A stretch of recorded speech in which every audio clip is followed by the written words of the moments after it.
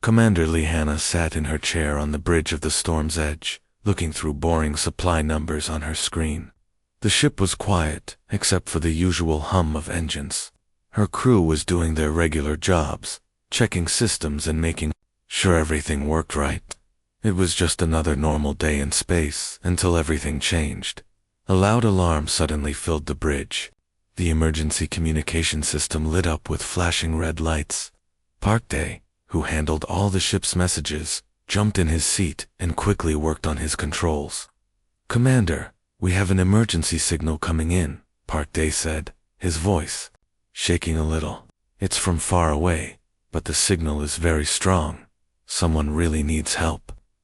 Hannah put down her reports and walked over to the main screen. "Put it on the big display so we can all see it." The screen came to life, showing a being that looked like it was made of beautiful crystals. But these crystals were broken and cracked. The creature's light was getting dimmer, like a dying lamp. Hannah had seen Relani before. They were peaceful. People who made amazing art and never hurt anyone. This one looked terrible. The Relani's voice was weak and full of pain. "Please, if anyone can hear this message, we need help right now.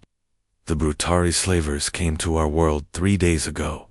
They brought huge ships and terrible weapons. We tried to hide, but they found us. They are taking our people and putting them in cages like animals." The creature's crystal body flickered, and Hannah could see it was using its last bit of energy to send this message. "They want to sell us in the slave markets across the galaxy. Our people are being hurt every day. But the worst part is our children. The Brutari are taking our little ones first, because they can sell them for more money." Hannah felt anger building in her chest. The Relani were known throughout space as the kindest beings alive. They spent their time making beautiful music and crystal sculptures. They had never hurt anyone in their entire history. "We sent messages to the Galactic Navy," the Relani continued. "They said they will come help us, but it will take 3 weeks for their ships to reach our world. We don't have 3 weeks. Every day, more of our people disappear. We have no weapons to fight back. We don't even know how to fight. Please, someone help us before it's too late." The message ended, and the bridge became very quiet. Hannah looked around at her crew. Kim Tae, her chief engineer, was a tough man who had fixed ships in the worst conditions, but now his hands were shaking with anger. Choi Min, who was in charge of ship security, had his jaw clenched tight. Everyone knew about the Brutari slavers. The Brutari were the most hated criminals in the galaxy. They traveled from world to world, taking peaceful people and selling them to rich buyers who wanted exotic slaves. They always picked on worlds that couldn't fight back. The Galactic Navy tried to stop them, but the Brutari were smart and fast.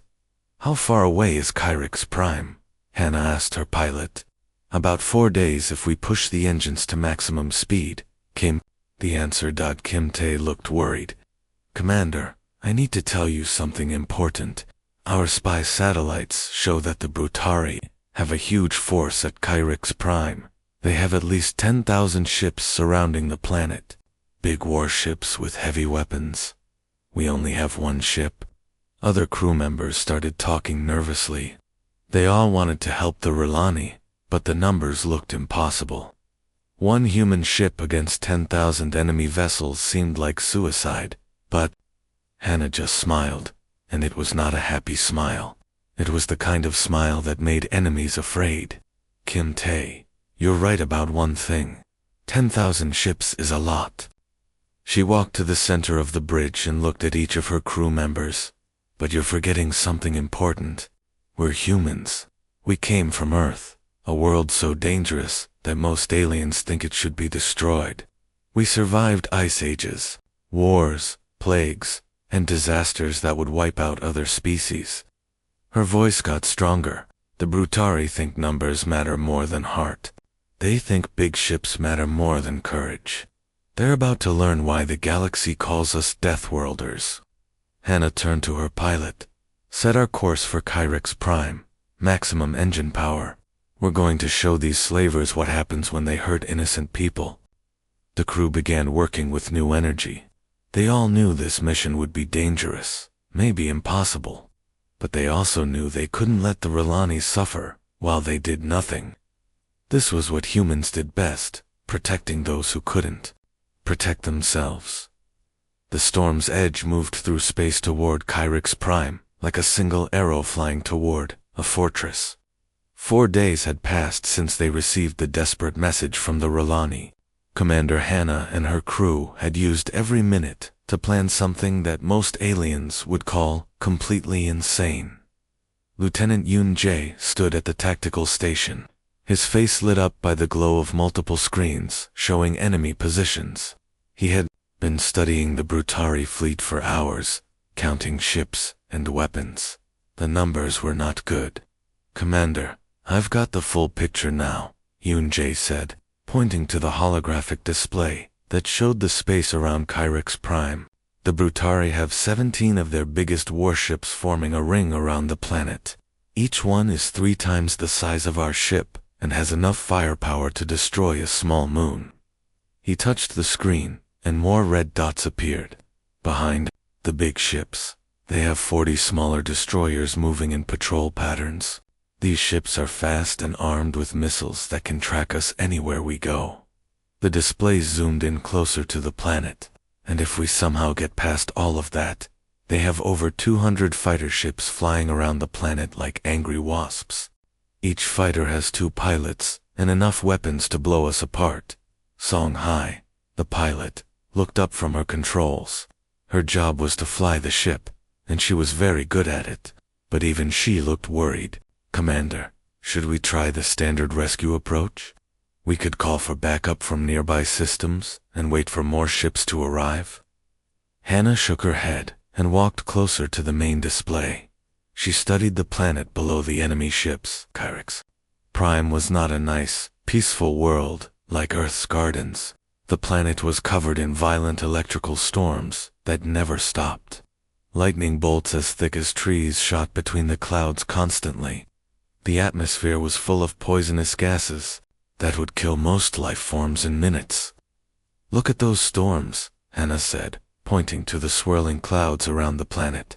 "Most species see that and think it's impossible to fly through. The Brutari probably think the same thing. They're not watching the storm areas because they believe no one would be crazy enough to go through them." Kim Tae, the engineer, came over to look at the display. "Commander, those storms have lightning that could fry our ship's electronics. The toxic gases could eat through our hull, and the wind speeds are over 300 kilometers per hour. It would be like flying through a hurricane made of poison and electricity." Hannah smiled that cold smile again.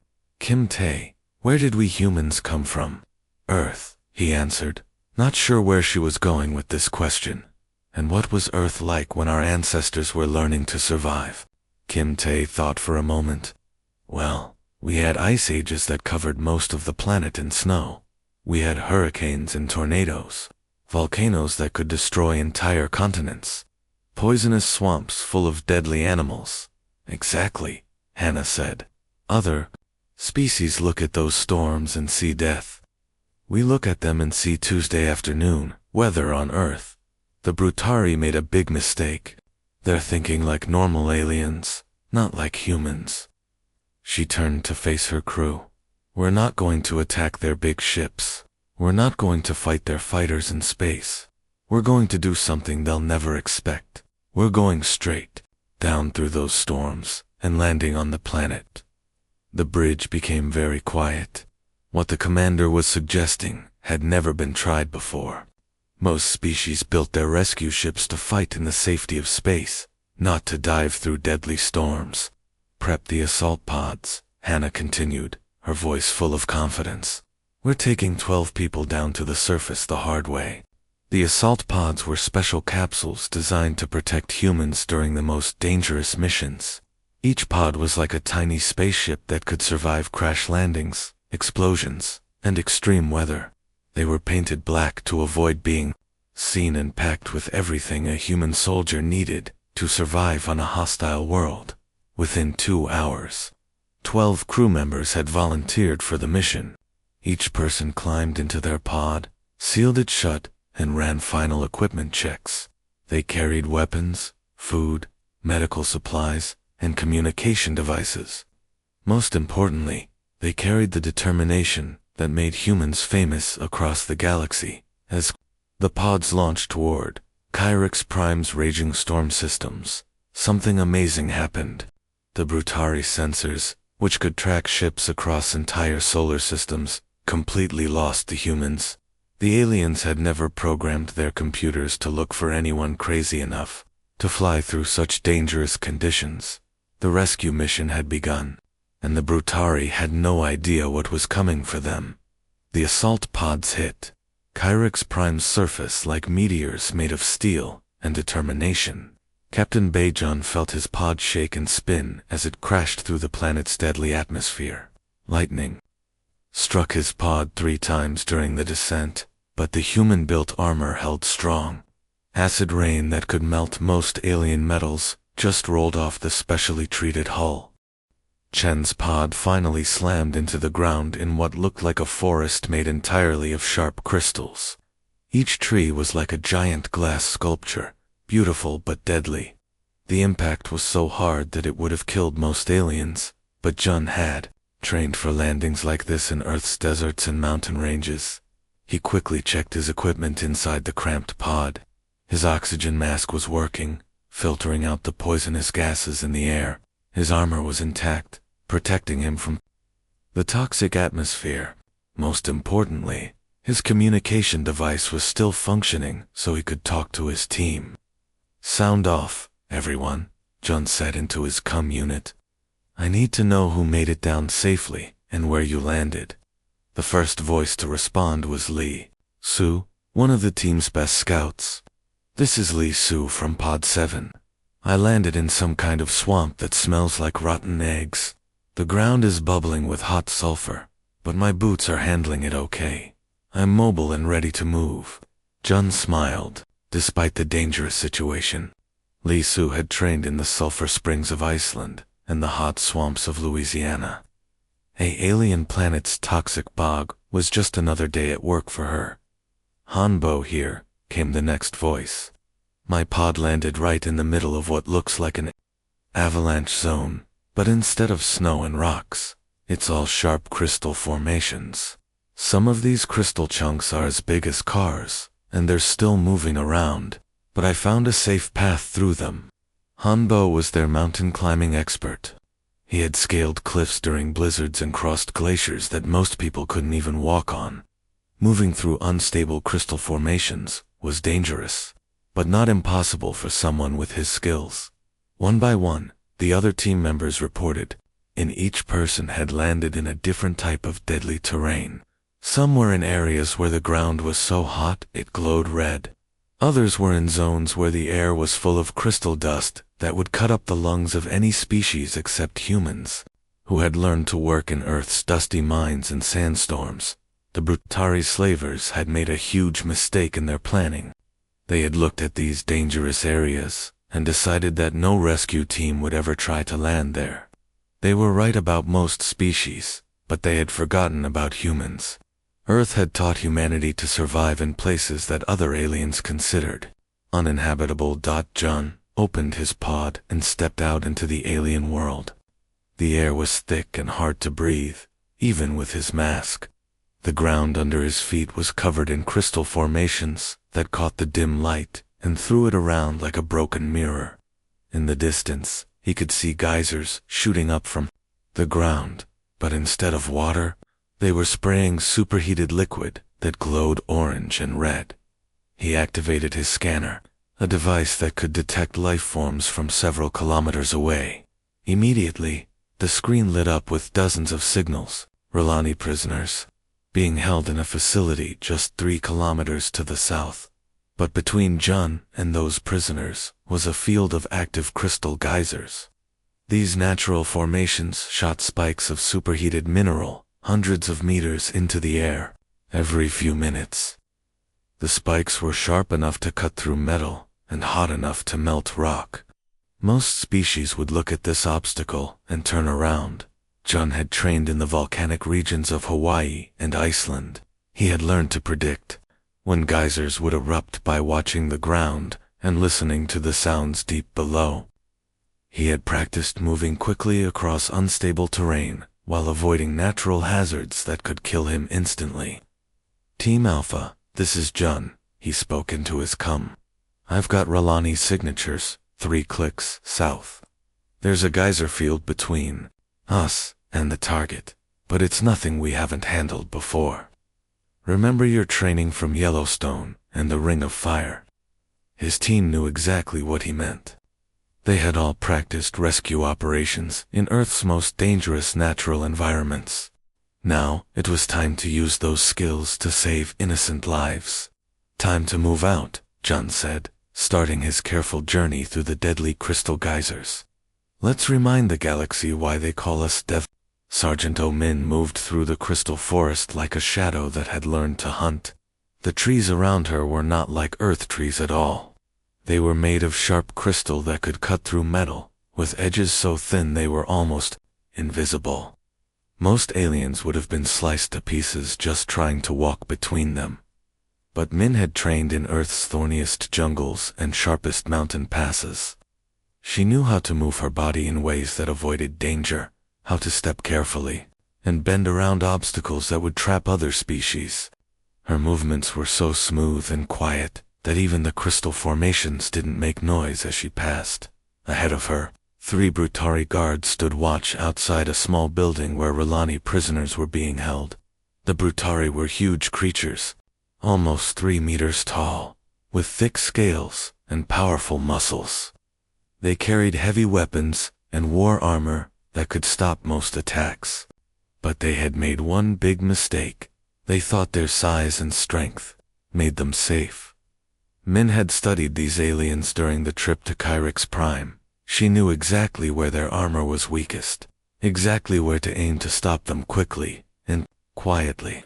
More importantly, she knew they weren't expecting any attack from this direction because they thought no one could survive in the crystal forest. She raised her weapon, a precision rifle designed by human engineers. The shots were perfectly placed and completely silent. All 3 guards dropped to the ground before they could even reach for their communication devices to call for help. Min quickly moved to the building and used her electronic tools to open the locked door. Inside, she found 17 Ralani, huddled together in a dark room. Their crystal bodies were dim and cracked from poor treatment, but they were alive. "Don't be afraid," Min said softly in the Ralani language, which she had learned during the journey. "I'm here to help you. We're going to get you home." The Ralani looked at her with amazement. They had never seen a human before, and they couldn't believe that someone had actually come to rescue them. Facility 1 secured, Min reported through her comm unit to Captain Jun. 17 Ralani freed. They're weak from being prisoners, but they can walk and follow me to safety. While Min was freeing the first group of prisoners, similar rescue operations were happening all across the continent. The human team had split up to hit multiple targets at the same time, making the Brutari think they were fighting a much larger force. Operative Kong Sol had an even more difficult mission. She needed to reach a Brutari command post that was built on top of a cliff face that rose straight up for over 200 meters. The cliff was in an area where Kyrix Prime's gravity was much stronger than Earth's gravity, making everything feel twice as heavy. Most species would need special equipment and hours of preparation to climb such a cliff. But Sol had trained on Earth's tallest mountains and steepest rock faces. Her bones were denser than most aliens, and her muscles were stronger because humans had evolved in Earth's challenging environment. Sol began climbing the cliff using only her hands and feet, finding tiny cracks and ledges that other species couldn't even see. Even with the heavy gravity pulling at her, she moved upward steadily. Her breathing stayed calm and controlled, just like she had learned during mountain climbing expeditions in the Himalayas. When she reached the top, the Brutari guards at the command post couldn't believe what they were seeing. No alien in their experience could climb such a cliff without equipment, especially in the heavy gravity field. Sol's surprise attack was swift and effective. Within minutes, she had taken control of the command post and was downloading all their intelligence about prisoner locations across the planet. Meanwhile, demolitions expert Runa was working on her own dangerous mission. She had infiltrated a large slave processing plant where hundreds of Rilani were being prepared for sale. The building was full of guards, security systems, and innocent prisoners, making it extremely difficult to attack without hurting the people she was trying to save. Na had spent years learning how to use explosives with perfect precision. She could calculate exactly how much explosive force was needed, exactly where to place charges, and exactly when to detonate them to achieve her goals without causing unwanted damage. She moved through the facility like a ghost, placing small, explosive devices in strategic locations. Each charge was timed down to the second, designed to destroy the building's security systems and create confusion among the guards without harming any prisoners. When the explosions began, they happened in a perfect sequence. First, all the lights went out. Then, the door locks failed, freeing all the prisoners. Finally, the guards' communication equipment stopped working, preventing them from coordinating their response. In the darkness and confusion, Na guided the freed Rilani to safety, while the Brutari guards ran around trying to figure out what was happening. All across Kyrix Prime, the Brutari were receiving panicked reports from their facilities. Guards were disappearing, prisoner compounds were going silent, and their carefully organized operation was falling apart. The reports all had one thing in common: the attackers seemed to appear from nowhere and vanish just as quickly. War Chief Gorthak, the leader of the Brutari operation, stood in his command ship, studying the reports with growing alarm. His intelligence officer, a smaller Brutari with nervous movements, approached with the latest information. "Sir, we've lost contact with 12 facilities in the last 6 hours, the officer reported. The attackers seem to be moving through terrain that our sensors say is impossible to cross. They're appearing in areas where no sane species would even attempt to land." Gorthak's scaled face showed confusion and anger. What kind of military force attacks through a crystal storm? What species is stupid enough to land in the most dangerous parts of the planet? The intelligence officer's scales changed color, a sign of fear in his species. He had been studying the attack patterns and had reached a terrifying conclusion. "Sir, based on the tactics, the impossible terrain crossing, and the precision of the attacks, preliminary scans suggest we're dealing with humans." The entire command bridge fell completely silent. Even the ruthless Brutari, who had conquered dozens of worlds, had heard the stories about the Deathworlders from the third planet of the Soul system. By the second day of the rescue operation, Warchief Gorthak realized that his forces were not fighting against a normal military unit. The humans were not attacking like any species he had encountered before. They didn't use big ships or massive armies. Instead, they appeared from nowhere, struck fast, and vanished before his troops could respond. Gorthak made a decision that he thought would end the problem quickly. He called for his most dangerous warriors, the elite hunting packs. These were not ordinary Brutari soldiers. They were genetically enhanced warriors, bred specifically for tracking down and killing dangerous targets. Each hunter was twice as strong as a normal Brutari, with enhanced senses that could track a target across kilometers of terrain. Their hearing was so sharp they could detect heartbeats from hundreds of meters away. Their sense of smell could follow a scent trail that was days old. Most importantly, they had never failed to catch their prey. "Find these humans and kill them," Gorthak ordered his hunting pack leaders. "Use your enhanced abilities to track them down. Show them what happens when someone challenges the Brutari." The elite hunters spread out across the more livable areas of Kyrix Prime, using their advanced senses to search for human energy signatures and heat trails. They moved in coordinated groups, communicating through hand signals and electronic devices that couldn't be intercepted. The first hunting pack thought they had found an easy target when they tracked Operative Cho-Ri to a crystal maze in the planet's eastern region. The maze was a natural formation where thousands of crystal walls created a confusing network of paths and dead ends. The crystal walls were perfectly smooth and reflected light in strange ways. The 5 hunters entered the maze confidently, using their enhanced hearing to track Ri's movements. They could hear her breathing, her footsteps, even her heartbeat echoing off the crystal walls. This should have been an easy hunt for warriors with their abilities, but Ri had spent years studying in Earth's most complex cave systems.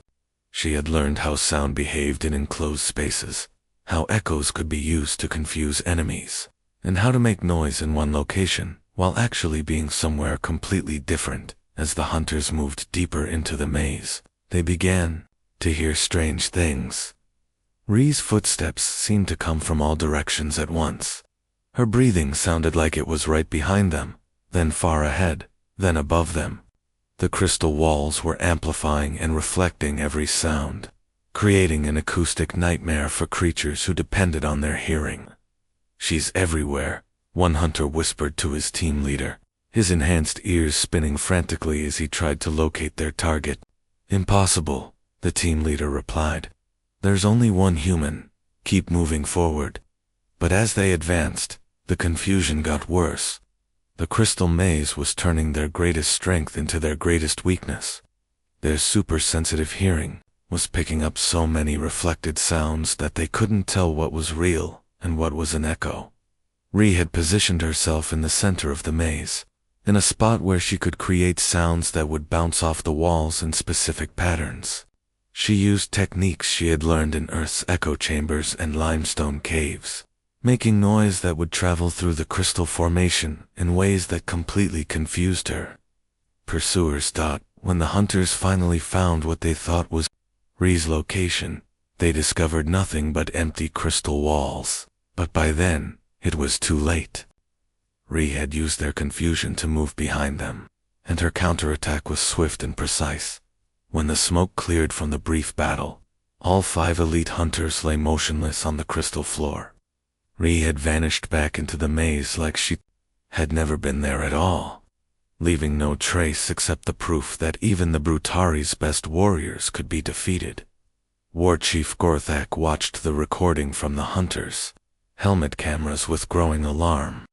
"They're not just soldiers," he said to his command staff, his voice filled with a new respect for his enemies. "These humans are apex predators who can adapt to any environment. They turn every location into their hunting ground." Fear was beginning to spread through the Brutari ranks. Their elite hunters, warriors who had never been defeated, had been eliminated by a single human using nothing but intelligence and knowledge of how sound worked in enclosed spaces. In his desperation, made a decision that would prove to be a terrible mistake. He began pulling guards away from prisoner facilities and sending them out to hunt for the humans. He thought that more soldiers would solve his problem, but the humans had anticipated this reaction. For every squad of Brutari that went searching for the elusive Deathworlders, another prison compound found itself with reduced security, and when the guards were gone, the prisoners were freed. Operative Junki had spent 36 continuous hours moving through Kyrix Prime's underground crystal cavern system. These caves were so unstable and dangerous that the Brutari had written them off as completely impassable. The caverns were filled with sharp crystal formations, poisonous gases, and areas where the ceiling could collapse at any moment. But Junki had trained in Earth's deepest cave systems, from the underwater caves of Mexico to the unstable limestone caverns of Asia. She knew how to read the signs that warned of cave-ins, how to navigate in total darkness, and how to find her way through underground mazes that would trap other explorers forever, while the Brutari were searching for humans. On the surface, Junki was traveling beneath their feet through tunnels they didn't even know existed. She emerged directly behind their main communication relay station.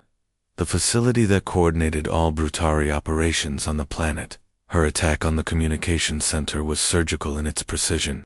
She disabled the facility's defenses, destroyed the main transmitters, and eliminated the guards so quickly that no alarm was raised. By the time Brutari reinforcements arrived, Jung-Ki had disappeared back into the underground caverns, and their ability to coordinate their forces was completely gone. The situation had completely reversed from what Gorthok had planned. The hunters had become the hunted, and the Brutari were learning a hard lesson about why Earth had produced the galaxy's most feared warriors. Scout team leader Shin-A had been moving through Brutari facilities for 2 days, gathering intelligence and freeing prisoners. She had seen the cruelty of the slavers firsthand, the poor conditions, the fear in the Relani's crystal eyes, the callous way the guards treated innocent beings. But nothing had prepared her for what she discovered in the deepest level of the main processing facility. A had used her stealth training to slip past multiple security checkpoints, moving through ventilation shafts and maintenance tunnels like she had learned in Earth's urban warfare schools. The facility was huge, with multiple levels both above and below ground. Most of the upper levels contained adult Relani prisoners, but A's scanner was picking up smaller life signs from the basement levels when she finally reached the lowest level of the compound. What she found made her stop breathing for a moment. Behind a heavily locked door was a room that the Brutari had set up as a nursery, but not the kind meant to care for children. This was a preparation area for the youngest Relani prisoners. Dozens of juvenile Relani, some barely old enough to walk, were crammed into cages that were far too small for them. Their crystal formations were just beginning to develop, making them look like living jewels that caught the dim light and threw it around the room in rainbow patterns. These should have been the most beautiful and innocent creatures in the galaxy. But the Brutari had done horrible things to them. Many of the young Relani had deliberate scratches and chips in their crystal bodies. I realized with growing horror that the slavers were damaging the children on purpose to make them look more exotic for wealthy buyers who collected rare beings like living artwork. Some of the youngest ones were crying in musical tones that sounded like wind chimes, calling for parents who were probably in cages somewhere else in the facility. Others had gone silent, their crystal bodies dim with despair and fear. A activated her communication device with shaking hands. "Command, you need to see this," she transmitted to Commander Hannah, her voice filled with barely controlled rage. The video footage she sent back to the storm's edge showed the terrible scene in all its detail. Commander Hannah watched on her ship's main screen as the camera moved across cages full of frightened children, their crystal bodies showing clear signs of deliberate abuse. The bridge of the storm's edge became deadly quiet as the crew saw what the Brutari had done. These were not just prisoners of war or unlucky adults caught in the wrong place. These were children, babies, the most innocent beings imaginable, being prepared for sale to the galaxy's worst criminals. Commander Hannah's face changed as she watched the footage. The professional military officer disappeared, replaced by something much more dangerous, a human parent's protective instincts, awakened by the sight of children in danger. All units. New primary objective. Hannah's voice was cold and final as she spoke into the communication system. No Brutari leaves this world alive. The change in the humans was immediate and terrifying. Up until this moment, they had been conducting a professional rescue operation, following military protocols and rules of engagement. They had been careful to only eliminate guards who posed a direct threat, and they had focused on freeing prisoners with minimal casualties. But the sight of those children changed everything. What followed was not warfare as most species understood it. It was extermination. The humans moved through the processing facility like a natural disaster, their careful tactical discipline replaced by something much more primal and unstoppable. Operative Lim Ru had been trained in close combat fighting systems that humans had developed during thousands of years of warfare on Earth. She moved through the facility's corridors like an unstoppable force, taking down 3 full squads of Brutari guards using nothing but her hands, feet, and small weapons. Her movements were fluid and deadly, incorporating fighting techniques from every continent of Earth. The Brutari guards, despite their size and strength, found themselves completely overwhelmed by a human who fought like she was protecting her own family.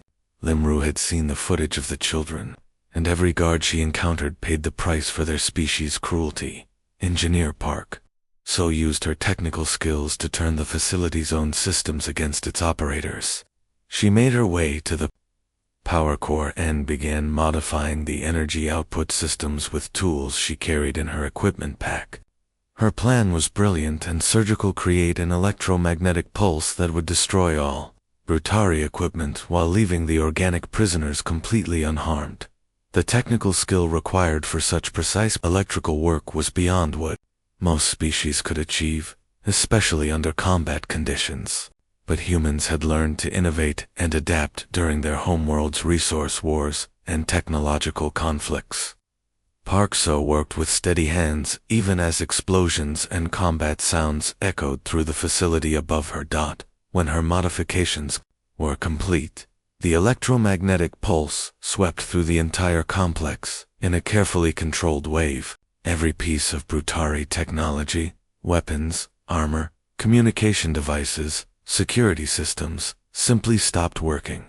But the pulse was precisely calibrated to avoid harming any living creature, leaving all the Relani prisoners completely safe. By the time the sun rose over Kyrix Prime, the processing facility was empty, except for freed Relani prisoners and the remains of their captors.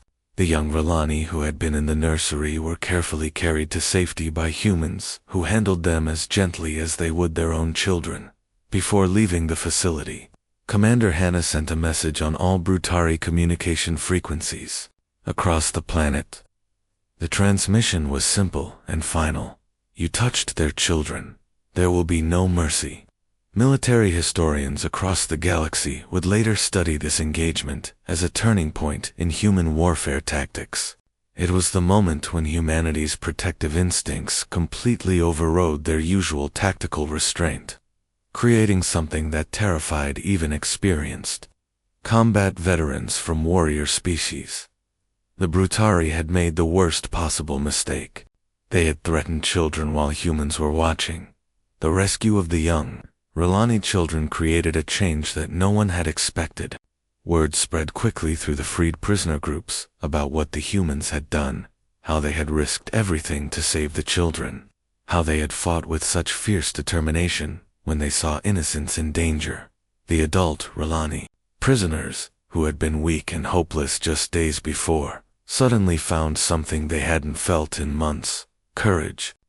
They looked at the humans who had traveled across the galaxy to help them, and they realized that maybe they didn't have to just hide and wait for rescue. Maybe they could help save their own people. Dr. Nam Hayo was the team's expert on alien biology and behavior.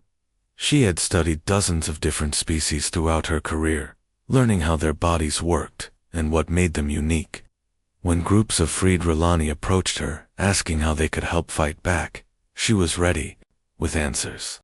Look, your people have been peaceful for thousands of years, but that doesn't mean you're helpless. Nam Hayo explained to a gathering of about 30 freed Relani. They had organized themselves into what they called a resistance cell, former prisoners who wanted to help free their friends and family members. She pulled up holographic displays, showing Brutari anatomy and armor design.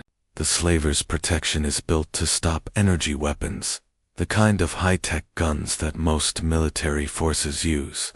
But there's something they didn't plan for. Nam Hayo pointed to the joints in the Brutari armor, the places where different pieces connected together. These gaps in their armor can't be too thick, or they wouldn't be able to move properly. Crystal shards from your own planet, thrown or fired with enough force, can get through those weak spots. The Relani looked at each other with growing excitement. Their entire world was made of crystal formations. They had lived their whole lives surrounded by the very weapons they needed to fight back. One of the Relani, an elder whose crystal body showed beautiful blue and green patterns, spoke up. "But we are not warriors. We have never learned to fight or use weapons." "You don't need to fight like us," Namhyo replied.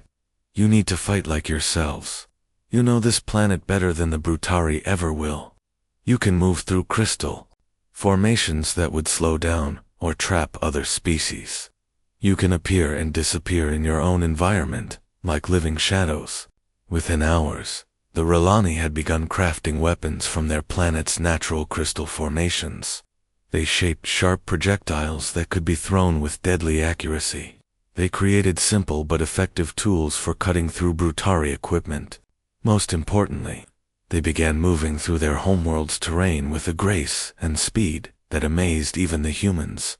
Operative Yang Mi took charge of coordinating these new allies.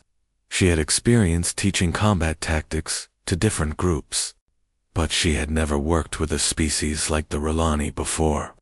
She quickly realized that trying to teach them human fighting methods would be a mistake.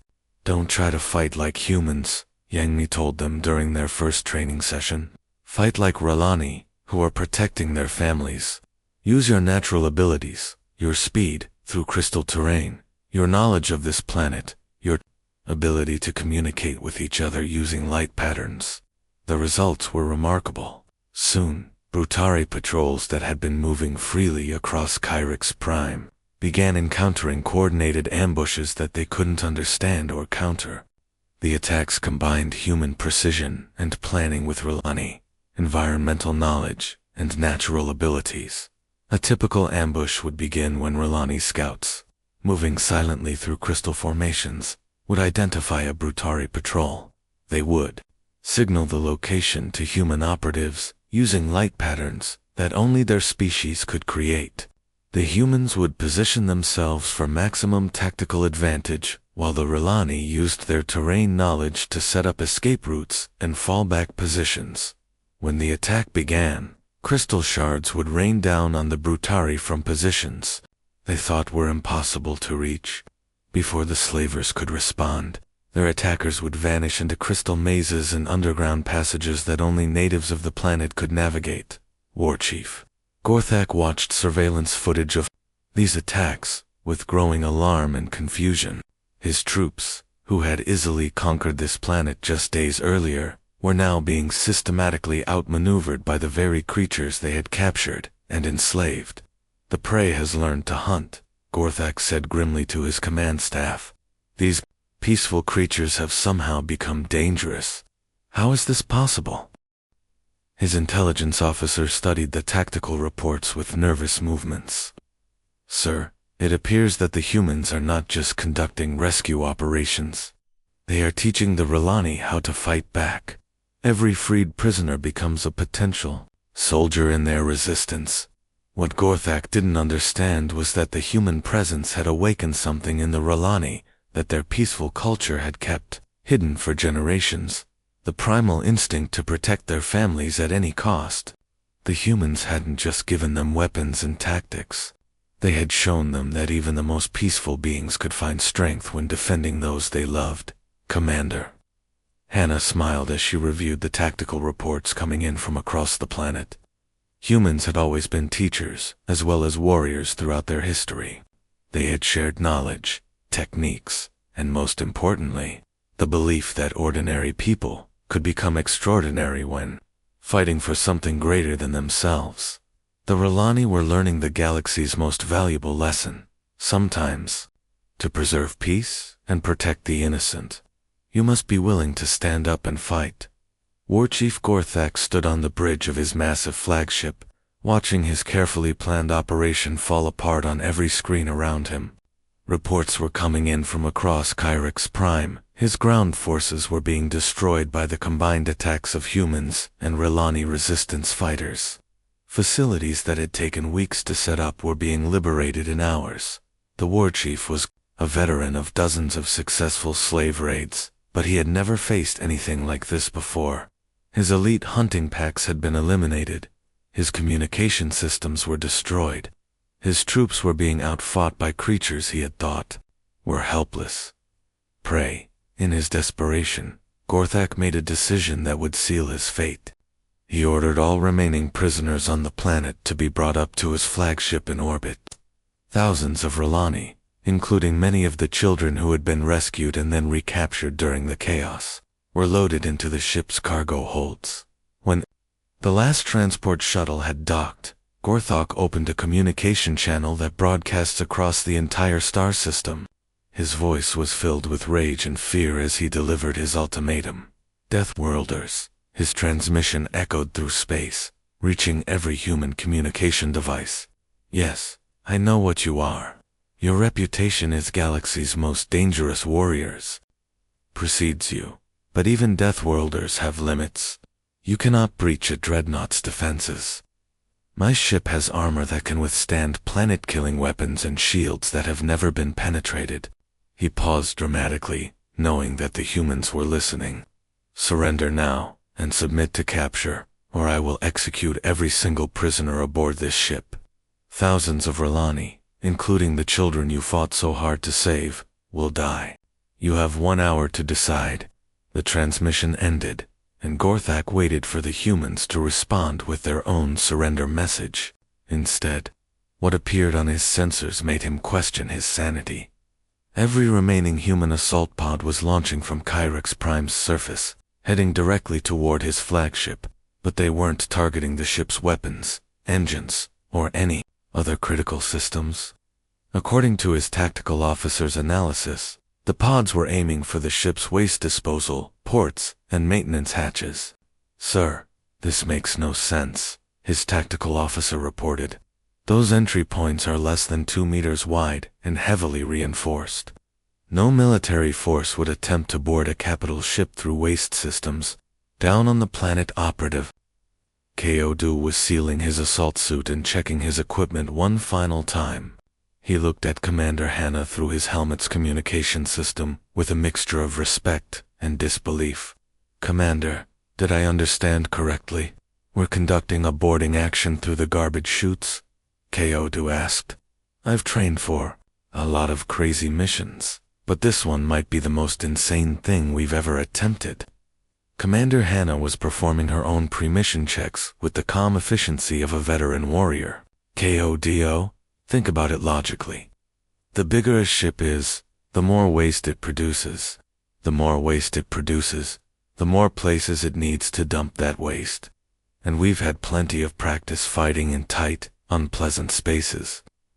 Ko-Du nodded, as he remembered his training. Human soldiers had learned to fight in Earth's sewer systems, subway tunnels, collapsed buildings, and every other type of confined space imaginable. What seemed impossible to other species was just another challenging environment to humans. The assault that followed was unlike anything in recorded galactic warfare history. 12 humans infiltrated a massive capital ship through passages that were designed for waste disposal and maintenance, not combat. The entry points were so small and seemingly insignificant that the Brutari had never bothered to defend them properly. Once inside the ship, the humans moved through its internal systems, like a virus spreading through a body. They avoided the main corridors, where Brutari security forces were stationed, instead crawling through maintenance shafts, air recycling ducts, and service tunnels that connected every part of the massive vessel. Specialist Onni had spent the entire journey from the planet studying the flagship's technical specifications. During the approach, she had memorized every system vulnerability, every service pathway, and every structural weakness in the ship's design. Her knowledge of the vessel's layout was now better than most of the Brutari crew members who lived aboard it. She led 6 of the humans toward the prison decks where the R'hllani were being held, moving through spaces so narrow that the larger Brutari couldn't follow them, even if they discovered the intrusion. The other 6 humans, led by Commander Hannah, began making their way toward the bridge through parallel service routes. The Brutari crew had been trained for conventional ship-to-ship combat, the kind of warfare where 2 vessels faced each other in space and exchanged fire with massive weapons. They had never prepared for an enemy that treated their ship like an urban environment to be conquered room by room, corridor by corridor. As the humans moved through the ship's internal systems, they began their attack from within. They disabled security systems, freed prisoners, and eliminated key personnel with surgical precision. The Brutari found themselves fighting an enemy they couldn't see, couldn't track, and couldn't predict. When Anye's team reached the prison decks, they found thousands of terrified Rilani packed into cargo holds that were never meant to house living beings. Working quickly, they disabled the holding systems and began guiding the prisoners toward escape pods and shuttle bays. Meanwhile, Commander Hannah's team had reached the ship's command center. The bridge, which should have been the most protected part of the vessel, was breached from within by enemies who had arrived through ventilation systems and maintenance tunnels. The battle for the flagship was swift and decisive. Warchief Gorthak, who had thought himself safe behind layers of armor and shields, found his command crew eliminated and his ship taken from the inside out. His final transmission, broadcast across the entire Brutari fleet before he was captured, would be remembered throughout galactic history. We should have never touched their children, with their leader defeated and their flagship captured. The remaining Brutari vessels surrendered without firing another shot. The humans had achieved the impossible. They had rescued thousands of prisoners and destroyed an entire slaver operation, using nothing but courage, intelligence, and the determination to protect innocent lives. 3 weeks had passed since the final battle aboard Warchief Gorthak's flagship. Kyrix Prime was no longer a world of fear and suffering. The Brutari slave operation had been completely destroyed, and thousands of Rilani prisoners had been freed and reunited with their families. The Storm's Edge sat in orbit around the crystal planet, preparing for departure as massive galactic council ships arrived to handle the aftermath of the liberation. These official vessels brought medical supplies, food, and investigators who would document the Brutari crimes for the galactic courts. But the most important change on Kyrix Prime wasn't something that could be measured by investigators or fixed with medical supplies. The Rilani people themselves had been transformed by their experience with the human rescuers. For thousands of years, the Rilani had lived as complete pacifists. They believed that violence was never acceptable under any circumstances, and they had built their entire culture around art, music, and peaceful contemplation. But the humans had shown them something new, that sometimes protecting the innocent required the willingness to fight. The liberated Rilani had not abandoned their peaceful nature. They still created beautiful crystal sculptures and composed music that sounded like wind chimes in a gentle breeze. But now they also trained in defensive tactics, learned to use their planet's crystal formations as weapons, and organized local security forces to protect their communities. Elder Crystalline Harmony, the oldest and most respected leader of the Rilani collective, had requested a formal ceremony to honor the human crew before their departure. The ceremony took place in Kyrix Prime's Grand Crystal Amphitheater, a natural formation where thousands of crystal spires created perfect acoustics for important gatherings. Commander Hannah and her 11 crew members stood in the center of the amphitheater, surrounded by tens of thousands of Rilani, whose crystal bodies caught the sunlight and filled the space with rainbow patterns. Many of the freed prisoners were there, including children who had been rescued from the Brutari processing facilities. Elder Crystalline Harmony spoke for the entire Rilani species, her ancient voice carrying clearly through the crystal formations.